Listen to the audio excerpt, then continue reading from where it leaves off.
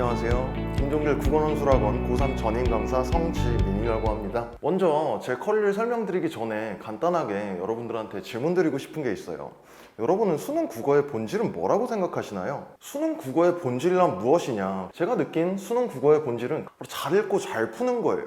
대부분의 학생들은 이걸 보면은 너무 당연한 소리를 하는 거 아니야? 그래서 네가 나한테 해줄 수 있는 게 뭔데? 이런 생각을 속으로 하시는 분들도 있을 거예요. 겉으로 봤을 땐 굉장히 추상적이고 되게 뭉뚱그려서 얘기하는 것처럼 보이는데 사실 여러분들이 수능 국어에서 필요한 대부분의 내용은 잘 읽는 거에서 해결될 수 있는 내용들이에요. 잘 읽고 잘 풀려면 어떻게 해야 될까요? 왜 어떤 학생들은 시간을 많이 쓰고 나는 국어 공부를 열심히 한다 라고 스스로 생각하는데도 국어 점수가 그만큼 올라가지 않느냐? 수동적인 공부를 하기 때문이에요. 제가 봤을 때는 글을 읽었을 때 뭘 여러분들이 먼저 주체적으로 할 수 있었으면 좋겠냐면은 여러분들이 스스로 먼저 생각할 수 있었으면 좋겠어요. 수학을 예로 들어볼게요. 수학은 여러분들이 문제를 보면 내가 이 문제를 어떻게 풀어야겠다고 머릿속에서 계산을 하고 들어갑니다. 생각한 방법에 따라서 계산을 하고 답을 내가지고 그 답이 1, 2, 3, 4, 5번 선지 중에 있으면 답을 고르는데 국어는 그렇지가 않잖아요. 그쵸? 모든 선지를 다 본문의 내용과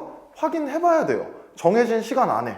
근데 그러려면은 글 읽는 시간도 부족하고 선지 읽는 시간도 부족하고 비교하는 시간도 부족한데 어떤 사람은 그런데 왜 어떤 사람은 1등급을 받느냐?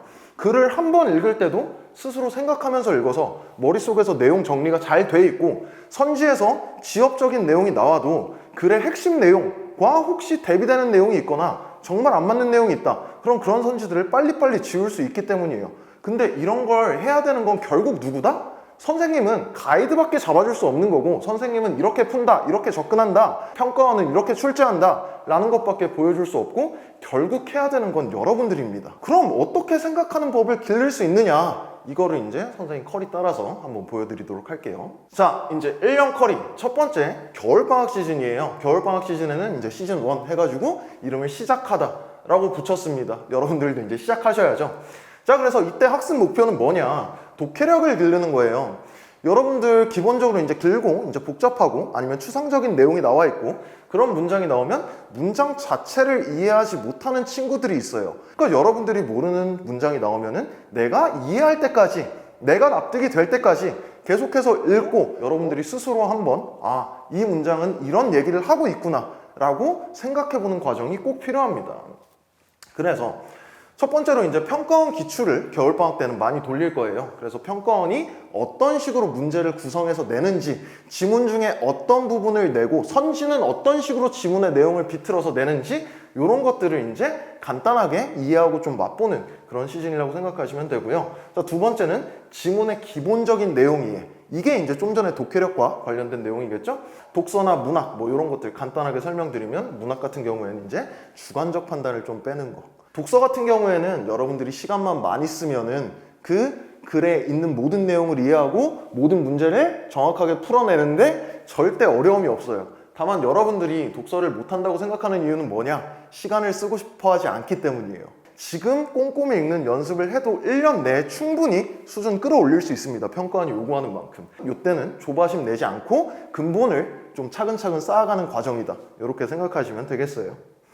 선택 과목 같은 경우에는 저랑 단쌤이 방학 특강으로 문법 개념을 이제 마지막으로 한번 다시는 엄매 특강 같은 경우에는 그렇게 진행이 될 거고요. 화작 같은 경우에는 사실 특별히 개념이 없어요. 그래서 얘네들 같은 경우엔 이제 실전에서 어떻게 하면 얼마나 많이 본문과 선지 내용을 비교해야 정확한 정답이 나오는지 그런 거를 좀 더 이제 빠르게 찾는 연습 진행할 겁니다. 3월 이때는 이제 매진하다. 열심히 할 때죠. 기본을 쌓았으면은 이제 그 쌓아놓은 기본을 바탕으로 좀 더 치고 올라가기 위해서 뭔가를 계속 쌓아 올릴 때입니다. 다음은 사고력. 이렇게 해가지고 이제 글을 읽으면서 선제적으로 생각하는 거. 그래서 지금까지 이런 내용들이 나왔으니까 문제는 이런 내용들이 나올 거고 그리고 앞으로 글의 전개는 이런 식으로 될 거고 문학 같은 경우에도 특히 뭐 고전, 소설 같은 경우에는 주제 같은 게 정해져 있잖아요. 이런 상황에서는 그 다음에 대충 어떤 일이 벌어지겠구나 이런 걸 여러분들이 스스로 능동적으로 좀 생각해 보면서 읽는 연습을 할 겁니다.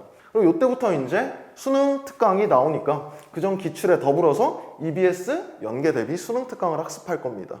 이번 수능 같은 경우에도 21문제가 총 연계가 됐거든요. 연계율이 굉장히 높기 때문에 저희가 EBS 수능 특강 그리고 수능 완성은 꼼꼼하게 다뤄드릴 거라고 약속드립니다. 자, 시즌3 제목은 비상하다입니다. 이제 여러분들이 근본을 쌓고 그리고 스스로 이제 글을 읽을 수 있는 능력이 생겼다. 그러면 이제 응용해가지고 뭐 보기 문제에 적용한다든지 고난도 문제에 적용한다든지 아니면 글 완전 뒤쪽에 숨겨져 있는 이런 내용까지 생각해 볼 수 있는 그런 능력을 기르는 시즌으로 삼고 싶어요. 여기 보면 평가원의 출제 논리보다 앞서가기. 그래서 글을 읽자마자 아, 여기서 문제가 나오겠구나. 여기서 오답이 나오겠구나. 그리고 이제 나중에 선지를 읽으면 그거 이제 확인만 하면 되는 정도로 그렇게 정답이 쉽게 나오고 그리고 여러분들도 그 정답이 나왔을 때 확신을 가질 수 있고 그런 정도의 연습을 하는 걸 목표로 하고 있습니다. 마지막으로 9월 평가원이 끝나고 수능까지 8주 정도 요때 이제 완성하는 시즌. 모든 거에 이제 종착지가 되는 시즌이죠. 여러분들도 이제 결실을 거둬야 되는 시점이고요. 남은 건 실전밖에 없다. 그래서 이때는 고득점을 위해서 실전 감각을 극대화하고 뭐 매주 이제 아침 모의고사 같은 걸 시행하고요. 물론 그전에도 이제 시행할 거지만 그리고 저희가 6, 9월 평가원 모의고사 출제된 걸 바탕으로 수능이 어떻게 출제될지 조금 더 구체적으로 예측하고 그리고 출제가 유력한 지문들 이런 것들이 이제 선생님이 찝어 드릴 거예요. 마지막으로 그동안 이제 역대 기출에서 오답률 순위권 문제들 여러분들이 굉장히 어려워했던 그런 것들을 과연 내가 시험이 얼마 남지 않은 이 시점에 얼마나 정확하게 근거를 잡아서 풀 수 있는지 그래서 마지막까지 이제 약점을 보완하고 감점의 여지를 없애는 방향으로 이런 식으로 진행이 될 거라고 말씀드리고 싶습니다. 그리고 다음으로는 수업 및 교재 구성 간단하게 설명드릴게요. 먼저 저희 정규 교재 이제 시즌 1 이름이었죠? 그래서 시즌 따라서 이름이 바뀔 거예요. 그래서 독서랑 문학은 이제 시즌 1 시작하다로 같이 시작할 거고요. 과제장은 혼자 해라고 제가 이름을 붙였습니다. 이 해자가 무슨 해자냐면 풀 해자예요. 그래서 혼자 한번 잘 적용시켜서 풀어보라고. 사실 정규 교재보다 과제하는 과정이 훨씬 중요해요. 과제장도 제가 지문들을 엄선을 해서 넣을 거예요. 그리고 아직도 이제 개념이 조금 흔들린다. 개념이 필요한 부분은 사실 이제 문학하고 문법밖에 없잖아요. 그래서 문학 개념, 문법 개념 해서 이름을 문개문개로 지었어요. 그리고 이제 어휘장. 자, 그래서 책의 내용을 간단하게 설명드리자면요. 먼저 독서인데요. 수업을 이제 같이 하다 보면은 주요 기출지문의 이면적 의미 그래서 안에 있는 내용까지 여러분들이 끄집어낼 수 있어야 이 정도까지 내가 해야 되나 라고 하고 공부를 해야지 실전에 가서는 100%의 성적이 나온다고 저는 생각을 해요. 120%, 150%까지 공부할 때 쌓아놔야지 이제 실전에서 흔들림 없이 자기 실력의 100%를 발휘할 수 있는 겁니다. 그리고 제재 및 구성에 따른 효율적인 독해법. 독서 제재가 사실 그렇게 많지 않잖아요. 근데 걔네들마다 자주 나오는 이제 구성이 있단 말이에요. 저는 원래 구조 독해, 문제를 패턴화하고 이런 걸 되게 싫어하는데 그래도 분명히 이런 경향성은 보입니다. 그래서 여러분들이 그래도 시험장에서 한 문제라도 더 편하게 맞출 수 있다면 이런 것들 제가 다 설명해 드릴 거고요. 자, 그리고 고난도 보기 문항 이런 게 나왔을 때 이건 이제 아까 말씀드렸던 마지막 시즌의 응용력 관련된 부분이거든요. 이런 걸 이제 본문의 내용과 어떻게 매칭을 시켜야 하는지 이런 것들을 중점적으로 공부하게 될 거예요. 자, 그 다음 문학. 사실 여러분들이 잘 못하는 건 문학이라고 말씀드렸죠. 자, 그래서 문학을 잘 하려면 뭐 해야 되냐? 주관을 버려야 돼요. 나를 버려야 돼요. 거기 있는 사람들이 돼야 돼요. 주어진 정보를 받아들이고 거기에서 더 이상 나가지 않고 소설을 쓰지 않고 자기만의 주관을 넣지 않고 그 주어진 정보 안에서 작품을 해석하는 방법, 객관적 감상을 연습할 거고요. 자, 그리고 내용일치가 나왔을 때 여러분들이 의외로 시간을 많이 잡아먹는 경우가 많아요. 그래서 이런 것들에 대한 연습. 다음은 이제 인물. 그래서 사실 시면은 이제 화자가 돼야 되는데 그냥 인물로 뭉뚱그려서 얘기하겠습니다. 자, 그리고 인물의 행동 이해하고 능동적으로 예측하기. 이것도 똑같은 연장이에요. 그래서 인물의 행동을 이해하려면 뭘 알아야 돼? 인물의 성격을 알아야 되잖아. 자, 그 다음 클리닉 얘기인데요. 클리닉 참 중요하죠. 아직까지도 클리닉을 80분 재고 45문제 풀고 끼적끼적 오답해가지고 저한테 와가지고 첨삭 받고 그러고 가면 자기가 공부를 했다 라고 착각하는 학생들이 많아요. 그건 공부가 아니에요. 그건 그냥 문제를 푼 것이 공부가 아니에요. 공부라고 하면 내가 클리닉에 나온 모든 지문에서 모르는 내용이 단 하나도 없어야 돼요. 근데 그렇게 하지 않는단 말이에요. 80분 안에 솔직히 그거 안 돼요. 그러면 여러분들은 첨삭할 때 뭘 해야 되냐? 클리닉 끝나고 남아가지고 내가 이해하지 못한 내용, 내가 헷갈렸던 내용 이런 것들을 체크하고 다시 보고 그런 것들에서 이제 저한테 질문이 나와야 되거든요. 그럼 어떻게? 틀을 만들어서 시켜야죠. 놓친 부분을 다 채우면서 알차게 공부할 수 있도록 이런 것들을 제가 매주 드릴 거고요. 자, 그리고 학부모님께 매주 이제 클리닉하고 과제 결과, 수업 결과가 전송이 되죠. 영역별로 이제 학생의 점수가 나와 있고요. 지금 학원 내에서 어느 정도 위치에 있는지 이렇게 한눈에 파악할 수 있도록 성적표가 나가고요. 그리고 아침 모의고사를 실시를 해요. 학생들이 이제 실전과 같은 환경에서 자기가 긴장 풀어져가지고 뭐 중간에 물도 마시고 오고 화장실도 한번 갔다 오고 이렇게 푸는 거하고 진짜 80분 시간 재고 아침 8시에 나와가지고 푸는 거하고 점수가 천지 차이예요. 그리고 저희가 이제 선택 과목 같은 경우에는 인강을 제공해가지고 저랑 단쌤이랑 뭐 엄매, 화작 이렇게 파트를 나눠서 제공을 해드릴 거예요. 자, 마지막으로 수업 시간표 설명드리고 정리하도록 하겠습니다. 토요일, 일요일, 수요일 이렇게 있고요. 그리고 토1 같은 경우에는 아침 10시에 정규반 있고요. 그리고 토요일 저녁 7시에 정규반 하나 있고요. 일요일 점심 때 하는 반하고 수요일 저녁 때 하는 반은 저랑 단쌤이 반반 페어로 들어가는 그런 반입니다. 그래서 제가 독서 담당하고 있고요. 단쌤께서 문학을 담당해 주실 겁니다. 그리고 마지막 요 특강반은 제가 지금 단독으로 하고 있는 반인데 하려고 하는 의지가 있는 친구들, 하나라도 더 받아먹고자 하는 친구들만 모여서 벌점제를 운영하고 있어요. 그래서 요 반은 꼭 할 의지가 있는 학생들이 모여있는 제가 아주 애정하는 반이에요. 네, 이렇게 이제 간단히 제 그 수업하고 이제 진행 방식 그리고 1년 커리 이런 것들 설명드렸고요. 수업을 듣고 싶으신 분들은 제가 앞으로 남은 1년 동안 여러분들 잘 이끌어가지고 최대한 많이 도와주면서 그래서 1년 후에 수능장에서는 적어도 국어 때문에 발목 잡혔다는 느낌은 들지 않도록 제가 최선을 다해서 도와드리겠습니다. 감사합니다.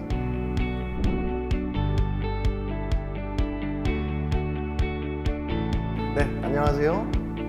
오늘 이제 같이 볼 지문은 25학년도 수능, 바로 올해 수능이죠. 올해 수능에서 이제 오답률 제일 높았던 지문을 갖고 왔고 5명 중에 1명도 맞추지 못한 그 문제만 간단히 한번 풀어보도록 하겠습니다. 가지문 일단 내용 정리 먼저 한번 해볼게요. 서양의 과학과 기술, 천주교의 수용을 반대했던 이항로를 비롯한 척사파의 주장. 그럼 한마디로 뭐 했다는 건데? 내용 정리를 머릿속에서 하고 가야지. 얘는 수용을 반대했대요. 받아들이는 걸 반대했대. 얘네들의 주장은 개항 이후에도 지속되었지만 이런 보조사들 잘 체크하셔야겠죠. 개화는 거스를 수 없는 대세로 자리 잡았다. 그럼 여기까지만 봐도 그 이후에는 이 주장에도 불구하고 얘네들의 문물을 받아들였겠다 이런 생각을 할 수 있어야겠죠. 괴물성무와 허위손속 저도 몰라요. 개화에 사실 여기가 이제 네모가 쳐져 있던 부분이고 네모가 쳐져 있으면 단독 문제가 무조건 나온다는 거잖아요. 앞글자를 딴 개화는 개항 이전에는 통치자의 통치행위로서 변화하는 세상에 대한 지식 확장과 피통치자에 대한 교화를 의미했다. 그럼 개화가 뭘 의미했는데? 한마디로 잡아야지. 자, 통치자의 통치행위라고 얘기가 되어 있습니다. 나머지는 다 뭔데요? 부연이에요. 통치자란 얘기가 나왔을 때 여러분들이 뭘 생각해야 되냐? 그럼 개화를 결정하는 건 누구였다? 뭐 왕이라든지 높은 사람, 권력자 이런 사람들이 결정을 했구나. 또 하나 이제 체크해야 되는 건 개항 이후 얘기가 나왔고요. 개항 이전에는 이런 얘기가 나왔거든요. 저 말의 뉘앙스를 좀 잡아보세요. 개항 이전에는 이랬다. 그럼 그 뒤에 이어질 내용은 개항 이후에는 이러지 않았다. 뭔가 바뀌었다. 이런 내용이 이어질 거라고 예측할 수 있으면 글 읽는 게 얼마나 편해. 물론 예측했을 때 뒤에 읽었는데 예측한 내용이랑 반대다? 그럼 유연한 사고 전환을 해야 됩니다. 무조건 글이 맞는 거니까요. 자, 그럼 예측이 맞는지 계속 가볼까요? 개항 이후 얘기가 나왔어요. 개항 이전, 개항 이후 나왔고 그 이후에는 개화 개념이 어떻게 됐대? 자, 이전에는 통치자의 통치행위, 높은 놈들이 결정하는 거였는데 여기서는 서양 문명의 수용을 뜻한다. 이렇게 됐거든요. 그래서 얘는 이것들의 수용을 반대했던 이항로 얘기가 나왔는데 사실 이때 개화는 그게 아니었단 말이에요. 근데 이때부터 이제 우리가 알고 있는 개화의 의미로 쓰이기 시작한 거예요. 뭘 기준으로? 개항이라는 저런 사건을 기준으로요. 자, 그럼 여기서 한번 끊고 보종은 첫 번째로 자강정책이라는 걸 추진했대요. 자강, 단어 뜻 아세요? 스스로 강해진다. 모르면 찾아보세요. 반서양 정서의 교정을 위해. 반서양 정서는 사실 여기서도 한번 나왔죠. 그전에는 받아들이기 싫어했단 말이야. 그런데 반서양 정서의 교정을 위해 한성순보를 발간했다. 그럼 저 한성순보의 내용은 뭐겠어요? 서양을 받아들이자 이런 내용이겠지. 이게 그러면 한성순보 발간에 뭐가 됩니까? 얘가 사실 문제랑 관련이 있긴 있는데 야, 너는 읽고 왔으니까 이런 얘기 하는 거 아니냐? 풀어보고 왔으니까 이런 얘기 하는 거 아니냐? 얘가 뭐예요? 목적이에요. 그럼 얘가 앞으로 하는 행동은 얘는 뭐 하고 싶어 하는 놈이야? 반서양 정서를 교정하고 싶대. 이런 걸 생각해 놓으면 그 맥락에서 이해를 하면 되게 쉽게 이해될 수 있는 내용들이 많단 말이에요. 얘는 지금 이 짓거리를 왜 하고 있지? 아, 서양 미워하지 말라고. 이런 식으로 생각할 수 있다. 자, 그러면 여기서 이제 섬세하게 보는 사람들은 뭘 보냐? 개항 이전에는 통치자만 개화에 관련이 있었어요. 근데 여기 통치자 나왔거든? 뭐가 추가됐어? 인민, 백성, 서민 이런 사람들이 추가됩니다. 서양의 문명이 들어오면서 누가 점점 중요해지고 있는 거예요? 백성들이 점점 중요해지고 있는 거예요.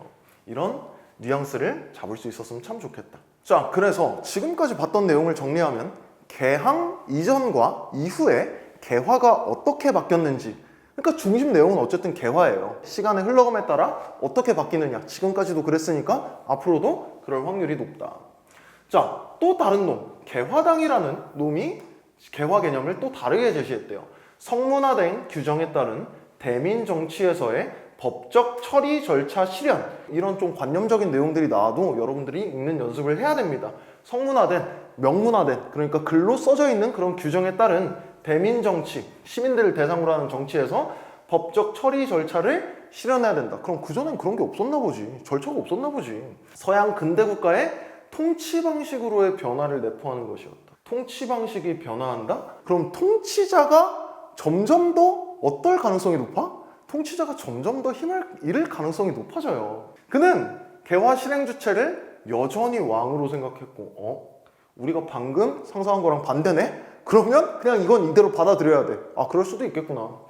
개화 실행 주체로서 왕의 역할이 사라진 것은 갑신정변에서였다. 이때까지는 그래도 왕을 인정해줬지만 왕이 이제 개화에 아예 관여할 수 없게 된 거예요.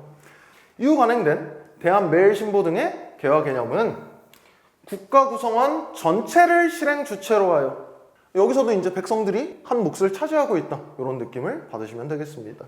자, 을사늑약 이후, 그래서 시간이 지금 점점 흐르고 있잖아요. 개화 논의는 문명에 대한 본격적인 논의로 이어졌다. 대항자광해라는 사람들이 나왔고요. 서양 근대 문명을 수용해서 근대 국가를 건설하고자, 개항 이후에 개화는 전부 다 똑같아요. 뭐 하자? 서양을 받아들이자. 이들은 서양 근대 문명의 주체를 주체 인식의 준거로 삼았기 때문에 민족 주체성을 간과했다. 이만큼이 원인이에요. 그러니까 서양을 기준으로 삼았다는 거야. 서양을 기준으로 삼았기 때문에 민족 주체성을 간과했대요. 그럼 이 민족 주체성을 간과했다는 건 어떤 민족에 대한 걸까? 우리 민족의 주체성을 인정하지 않았다는 거겠죠. 그럼 뭘 인정했는데? 일본한테 배우자. 일본의 지도를 받자. 우리는 스스로 할 수가 없으니까 일본 걸 배워야 된다. 이런 내용이 숨어 있는 거예요. 이러한 상황에서 박은식은 근대 국가 건설과 새로운 주체의 형성에 주목하여, 얘는 새로운 주체가 필요하다 그랬대요. 그의 기본 전략은 문명의 물질적 측면인 과학은 서양으로부터 수용하되 정신적 측면인 철학은 유학을 혁신하여. 유학이 누구 건데요? 우리나라 거잖아. 그러니까 얘는 뭘 만족시킨 거야? 얘가 무시했던 민족 주체성을 포함시킨 거죠. 개화 개념에. 개화를 포기하진 않았지. 왜? 물질적 측면의 과학은 서양에서 수용하자. 얘는 개화하자 그랬잖아요. 정신적 측면에서는 얘는 우리 걸 쓰자. 이런 느낌으로 쭉 읽으면 어려운 게 없습니다. 뒤쪽은 사실 다 비슷한 내용이에요. 자, 그럼 오답률 1위 문제, 8번 문제를 한번 풀어볼게요. 보기 문제가 나오면 당연히 이제 본문의 내용을 이해한 걸 바탕으로 보기에 적용해야겠다, 이런 생각을 하셔야죠. 자, A마을은 가난했지만 전통문화와 공동체적 삶을 중시하며, 자, 그래서 가를 읽고 온 상황에서 전통문화, 공동체적 삶 이런 얘기가 나오면 맨 마지막에 나왔던 유학? 이런 걸 생각해야 되는데, 자, 오래전 정부는 마을의 경제발전을 목표로 서양의 생산기술을 도입하는 정책을 시행했다. 뭘 하고 싶어 한 거야, 정부는? 개화하고 싶어 한 거예요. 마을 사람들은 정책의 필요성에 공감하면서도 자신들이 발전을 이뤄낼 수 있다는 확신이 부족했대요. 이에 정부는 마을 사람들을 독려하기 위해서 미래상을 지속해서 홍보했답니다. 얘 도입하기 싫어했어? 도입을 못한 거야? 얘는 도입을 못한 거에 가까워요. 자신이 없어서 못하겠는데? 에 가깝단 말이에요. 그래서 마을 사람들을 독려하기 위해서 홍보했다. 결국 개화가 잘 먹혔나 봐. 물질적 풍요를 누리게 되었지만 경제적 이권을 두고 이웃 마을들과 경쟁하며 갈등하게 되었다. 그래서 얘네들은 새로운 기술의 수용만을 우선시했고, 그러니까 우리나라 거는 전혀 상관없이 외국 것만 우선시했다. 뭐 이런 얘기가 되겠죠? 과거에 이런 것들은 서양 문화에 비해서 열등한 것으로 여겨졌다. 그러니까 너무 그쪽으로 치우친 개화가 벌어진 상황이라는 겁니다. 자, 1번 선지 볼게요. 여기까지 가에서 머시기한 취지, 한성순보 부분 찾으면 되고요. 얘는 본문에서 확인해야 되는 부분이죠. 나중에 확인해도 돼. 보기가 바로 앞에 있으니까 보기부터 확인하자고요. 보기에서 정부가 홍보한 취지는 뭔데? 정부가 마을을 홍보한 취지, 한성순보를 간행한 취지는 서양에 대한 반감을 줄이는 데 있다. 이게 맞다고 치면은 정부가 마을을 홍보한 취지랑 부합한다? 얘도 서양에 대한 반감을 줄이려고 마을을 홍보했어요? 아니? 아까 밑줄 쳤잖아.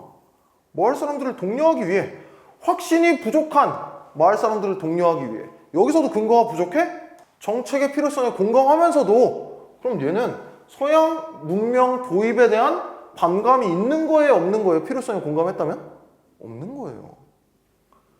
선수들은 여기 마을 사람들을 독려하기 위해만 보고도 1번 답해야 되고, 적어도 요 3개를 다 확인했다? 그럼 1번 답하고 2, 3, 4, 5번은 볼 필요도 없는 선지가 되는 겁니다.